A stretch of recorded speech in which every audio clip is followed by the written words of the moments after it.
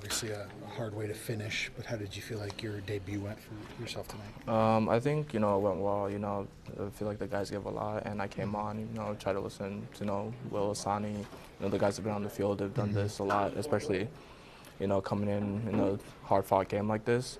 I felt I did well, but, most importantly, it's a bit tough to not, get the 3 points, and it's a bit of a disappointment. What was it like to look around and say, I'm here?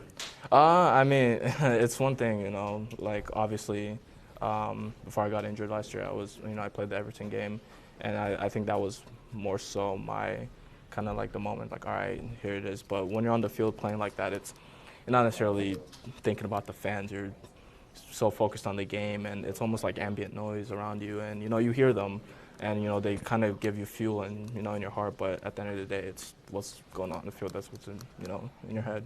Was it difficult with the pace of play or the speed or anything, or did you feel comfortable? I felt comfortable.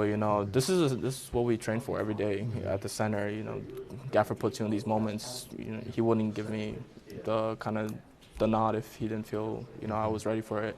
And the speed of play wasn't too fast, just like how we do in training. It's more intense. There's more on the line than with the twos, but you have to step up for the time. You have to step up, and I felt like I did that well. Adrian mentioned some injuries you've been dealing with recently. Can you walk us through what's been going on? Yeah, so about a week after the Everton game last year, I tore a ligament in my foot. It's actually my first game back in 8 months, which is crazy. Think about that. 2 surgeries, couldn't walk for a couple months, and it's been a tough battle back. And I'm really grateful for the physiotherapy staff that have helped me through, because there's some days where I remember in preseason down in Florida, like there was a day where I almost just broke down because I couldn't run. And being back, and not only being back, but my first game back, having to be my MLS debut was very special, and it kind of makes me a little bit emotional because of what I've been through almost this past 8 months. So it was great. How many people did you ever? Who knows, but had family and friends, people who have been in my life for a long time, and kind of without them I wouldn't be here in this moment. So it was very special to share that with them again. Not to look back too far, but what did it mean for you, despite the injury and everything, that Minnesota used the draft pick on you to keep you here and keep the keep the rights to you basically? Yeah, that meant a lot. It's one thing to have faith in a player that's already played. It's another thing to have faith in a player that's been injured and you don't know how he's going to return. And it really meant a lot that they went out and did that, and they, there were so many other people that they could have drafted, and they decided, no, we'll just stick with the guy we already have.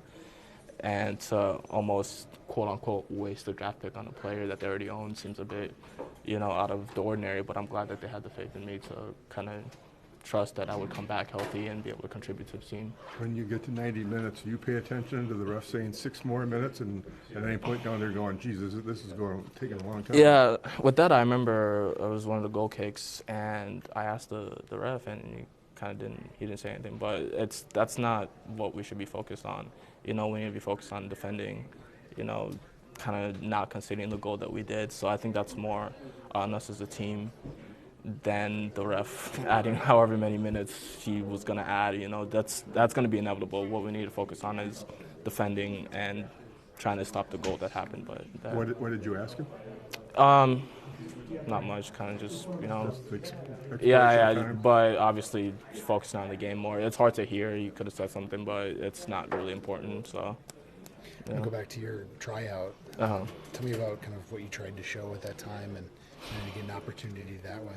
Yeah, so it's kind of what I tried to show on the field today, kind of fearless in the attacking third, taking on players. Sometimes you mess up, sometimes you don't, and kind of staying true to the type of player I am, but also bringing something else into a team setting. Obviously once you start to get higher in level, everything starts to be more team-oriented, and kind of finding a place for myself in that team, as well as trying to help the team as best as possible and distribute the ball. What other opportunities did you have going into that tryout?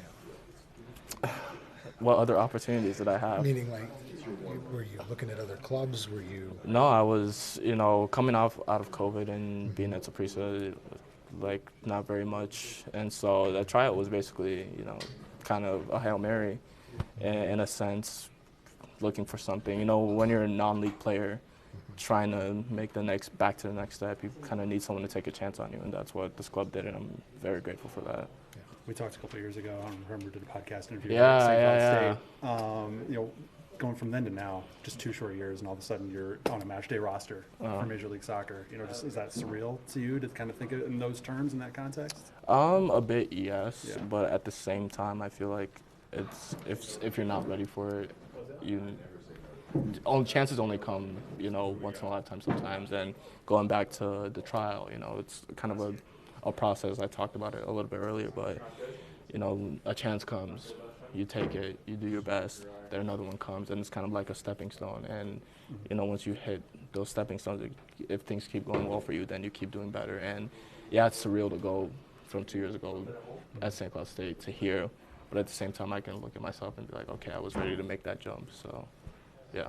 Now that you've had a taste of Major League Soccer, I mean, does that make you even more hungry to sort of get back to this level? You know, more fulfilled? Yeah, you know, obviously I'm grateful to the coaching staff. I know it's international, you know, break, a lot of starters missing, for, you know, having faith in me and, you know, bringing me up. And yeah, obviously it's a taste, and I like what I tasted, so obviously I'm hungry for more, but, you know, it's up to the coaches to decide, so Awesome. yeah. Thanks, Emmanuel. Thank you. Appreciate it.